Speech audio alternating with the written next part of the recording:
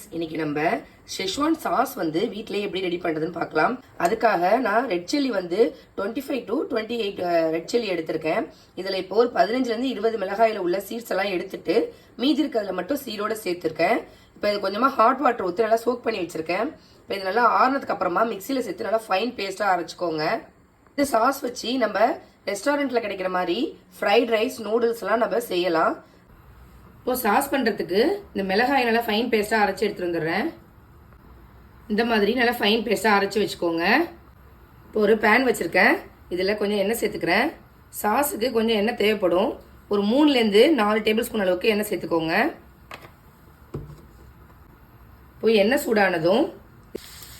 சூடானதும் இதில் பொடியாக நறுக்கின பூண்டு சேர்த்துருக்கேன். ஒரு முழு பூண்டு நல்லா ஃபைனாக சாப் பண்ணி சேர்த்துருக்கேன்.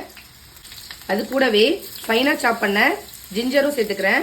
இது 1 இன்ச் அளவுக்கு இஞ்சி வந்து நான் ஃபைனாக சாப் பண்ணி சேர்த்துருக்கேன். நம்ம சேர்த்த இஞ்சி பூண்டும் நல்லா வதங்கி வரணும். ஆனால் கலர் சேஞ்ச் ஆகிடக்கூடாது. ப்ரௌன் ஆகிற அளவுக்கு விட்டுறாதீங்க.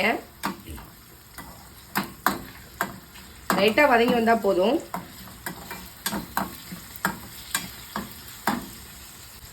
இப்போ ஜிஞ்சர் கார்லிக்கும் நல்லா வதங்கிடுச்சு. இப்போ இதில் ஃபைனாக சாப் பண்ண ஒரு பெரிய வெங்காயம் சேர்த்துக்கிறேன். இதையும் சேர்த்துட்டு நல்லா வதக்கி விட்டுக்கோங்க. எதுவுமே கலர் சேஞ்ச் ஆகிடக்கூடாது.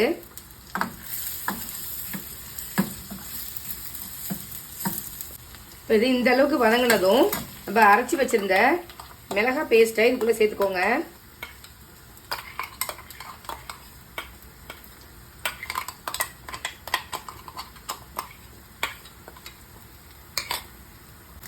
இது கூடவே 1/4 கிளாஸ் அளவுக்கு தண்ணியை சேர்த்துக்கோங்க.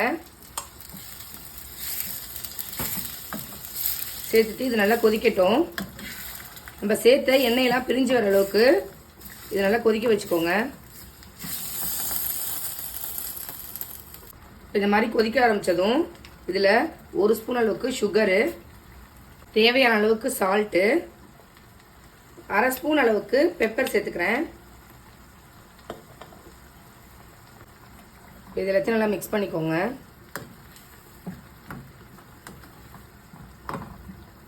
இப்போ பாருங்கள், எண்ணெயெல்லாம் நல்லா பிரிஞ்சு வந்துருச்சு. இந்த ஸ்டேஜில் 1/2 மூடி அளவுக்கு சோயா சாஸ் சேர்த்துக்கிறேன்.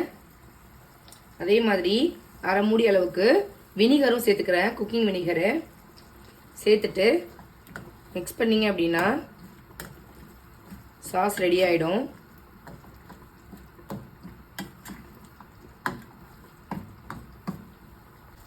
அவ்வளோதான், சூப்பரான ஷெஸ்வான் சாஸ் வந்து வீட்டிலே ரெடி பண்ணிட்டோம்.